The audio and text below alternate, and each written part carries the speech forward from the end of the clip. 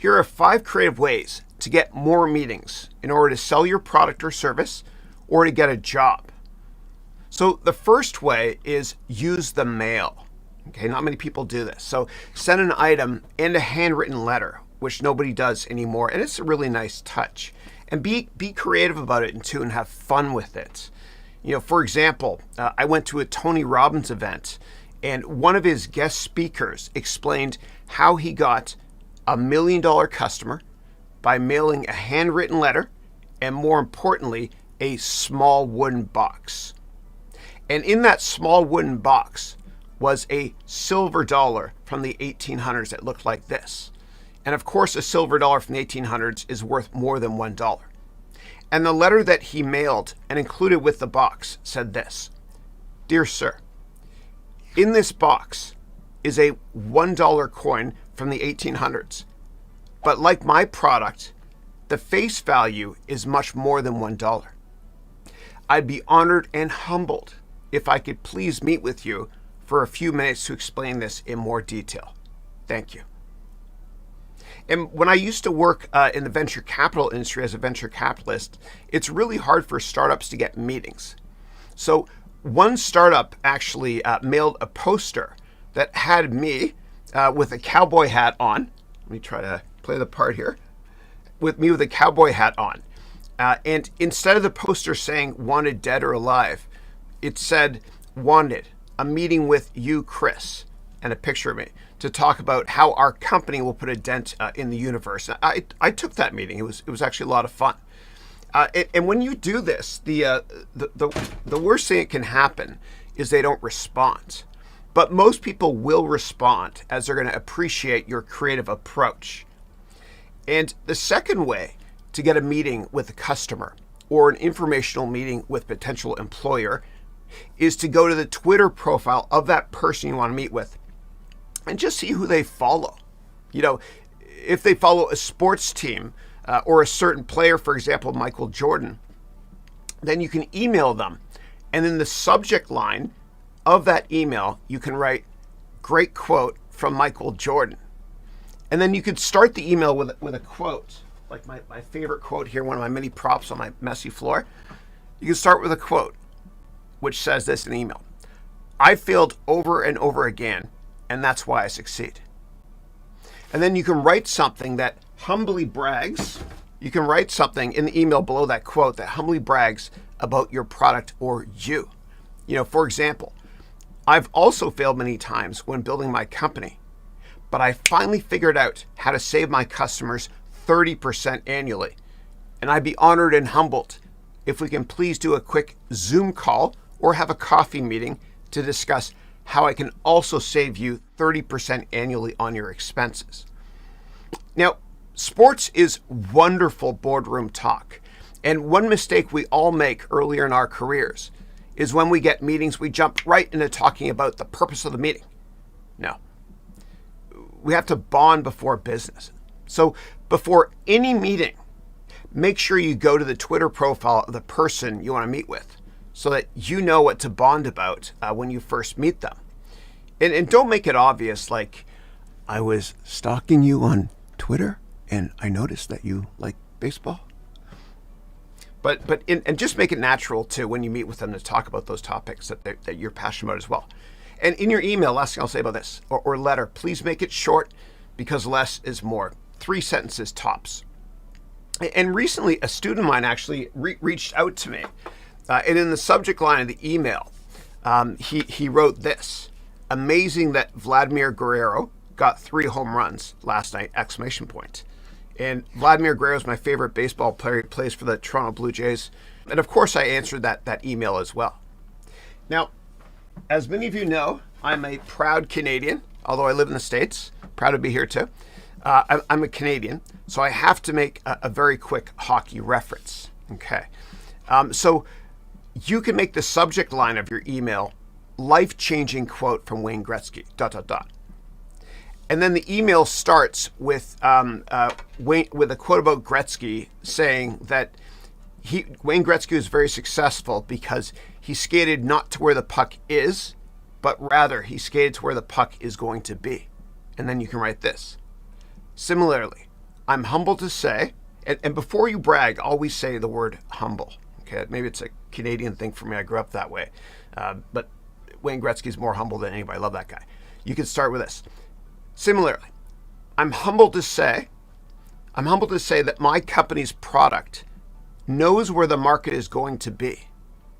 So we can help you take your business to the next level by using future technology so you can beat the competition.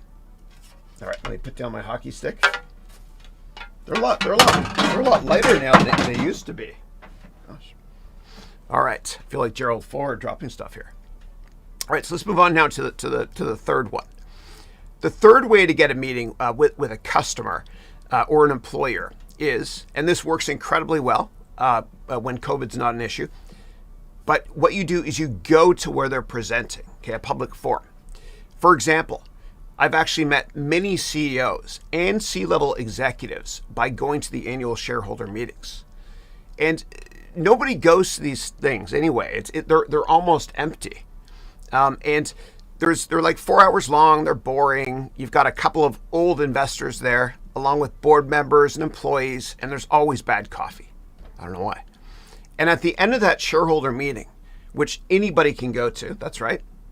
At the end of the shareholder meeting, go right to the top and talk to the CEO. Always talk to decision makers. And the CEO doesn't leave that board or that annual shareholder meeting until everybody else does.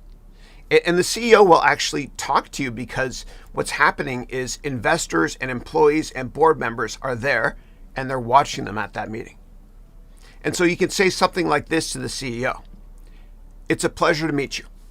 I've been a big fan of your products for many, many years, and I'd be so honored to work at your company. Is there anyone I should speak with at your company? And the CEO might say, thank you. Please contact Diane Stone, who heads up human resources.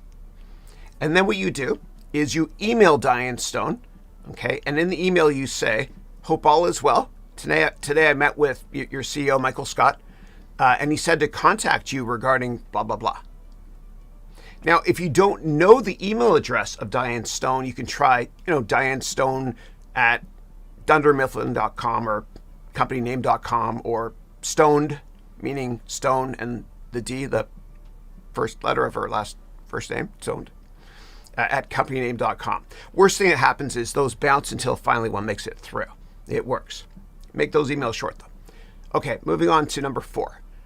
The fourth way to get a meeting is by using an in-mail on LinkedIn. Because I know everybody watching this has opened every in-mail you've ever received.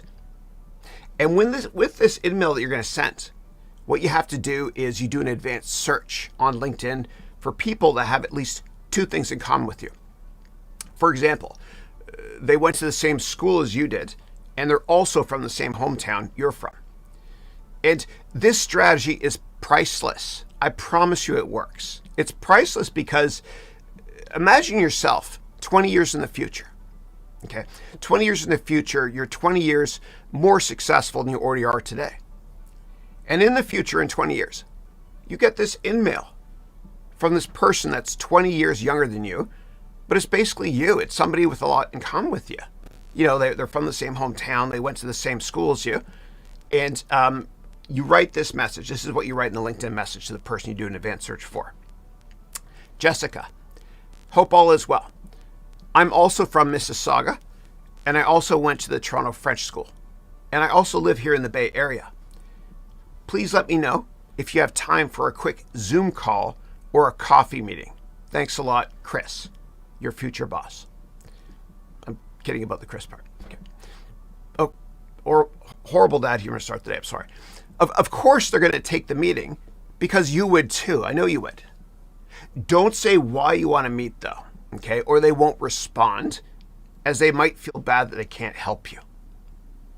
Now, the 5th and final way to get a meeting is to become a thought leader, okay? Like the Rodin sculpture, I think, therefore I am. It's all up here.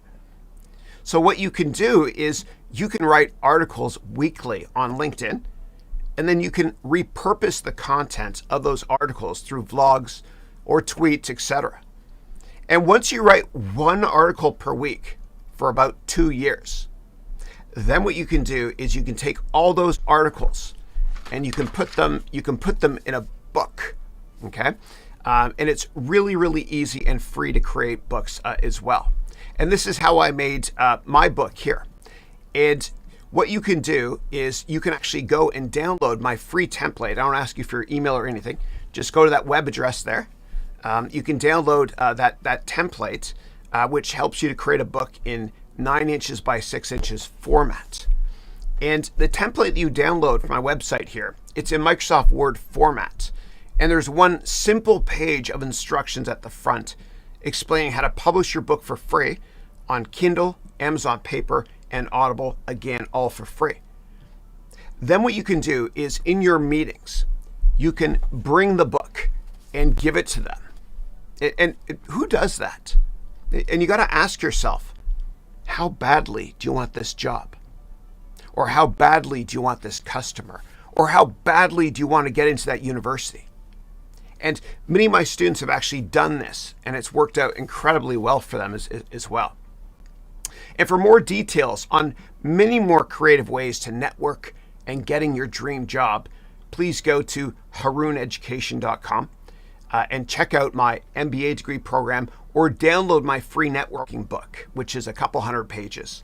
And if you think as a thought leader, okay, if you think like a thought leader and you write many articles or vlogs, then what you think you will become.